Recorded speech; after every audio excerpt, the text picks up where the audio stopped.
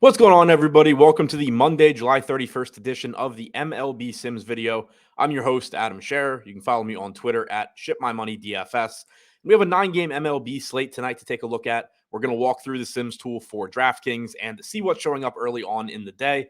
Now, we do have some new features in the Sims tool that I want to mention. For one, you can now upload up to 10,000 lineups. Previously, you could only do up to 2,000, so 5 times as many lineups for you. And you also now can choose the percentage of the prize pool going to first place. So you can do a better job of simulating for the specific contest that you're playing, both by increasing the number of lineups and also by adjusting the percentage of the prize pool going to first place. For the sake of this video, I still did 2,000 lineups. It's obviously a little bit faster than 10,000, and I wanted to get the video out. But for the actual lineups that you're playing, if you're using this tool, you can do up to 10,000 lineups. I chose 30% to first because the flagship DraftKings tournament tonight is a $300K prize pool with $100,000 to first place. So pretty close to 30% went with that. Uploaded my lineups, uploaded my custom projections, and now we can take a look at what we have. One other caveat is that we do have potential bad weather in Coors Field.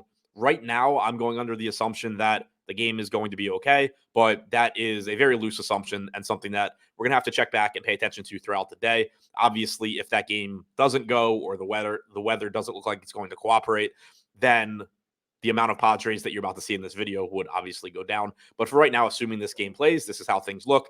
And as always, if you're watching on YouTube, give it a thumbs up. If you're watching on Twitter, give it a like. Both of those things help us out quite a bit. And if you are looking to use this tool to improve your own DFS lineups, check out the link below this video once you're done watching. Now, starting with the top individual lineups, we have a 5-man Angel stack at the top with a 2-man Cub stack. We're getting to Seth Lugo and Tyler Glasnow at pitcher. Lugo pitching in Coors Field. So 1, you do have the risk of pitching in Coors Field.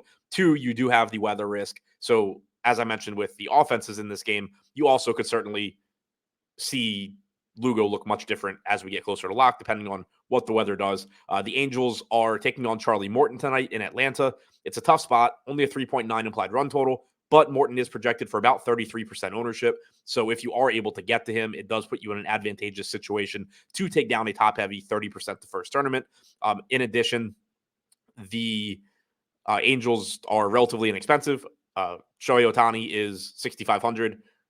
Grichuk and Crone, if they happen to be in the lineup, are 4,600. But you can certainly build some Angel stacks that are relatively inexpensive. So we're getting there. Matt Dice, Shohei Ohtani, Rengifo, Renfroe, and Zach Neto in this lineup with Fernando Tatis, who is obviously one of the best individual hitting plays on the slate, Seiya Suzuki, and Patrick Wisdom, the 2-man from the Cubs. They're taking on Andrew Abbott, who has allowed a 190 expected ISO to righties, so there is some home run upside there. Then we start getting into these Padres stacks. They're taking on Austin Gomber in Colorado. It's very clearly the best spot on the slate, about a 23% chance of being the top scoring stack. So still failing, 70+% of the time, but the next highest top stack percentage is Atlanta at 9%. So San Diego clearly standing out as the best stack. They're also the second best top value stack. So we're getting to a lot of them. Here we're going Lugo, Herman. So about an 18% owned Herman, a 6% owned Lugo, getting to Campusano, Cronenworth, Machado, Tatis, Grisham, 2 Angels, again, going up against a popular Morton. So again, top-heavy tournament, getting some leverage against the field makes sense. Here we have San Diego and San Francisco with Pivetta and Lugo, so 2 cheap pitcher options. Lugo, again, not getting much ownership. You get the 5-man Padre stack with Campusano, Bogarts, Tatis, Grisham, and Machado.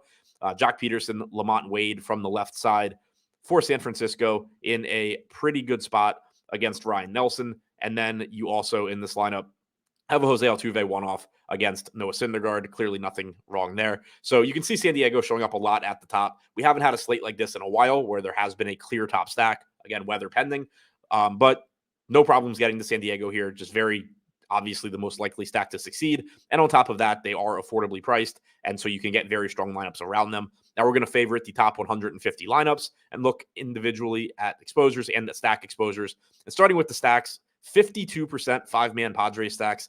Very, very aggressive. And if ownership comes up throughout the day or if the weather changes, then San Diego should come down. But the way things look right now, you just have the appropriate amount of ownership going to most stacks. So you just sort of end up reverting back to getting to San Diego at high ownership, but nothing too crazy, about 18% aggregate ownership for the Padres, and then figuring it out elsewhere in your lineups, whether that is using, the two-man Angel stacks, whether it's using Seth Lugo, finding, other ways to get low-owned plays, looking individually at hitters. Again, very unusual, but makes sense on this slate. Fernando Tatis coming in at 71%, 23% projected ownership. Machado coming in well over the field at 44%, Campusano at 39. Normally, your highest owned players are going to be pitchers. Not the case, at least right now, because of how good the Padres look relative to ownership.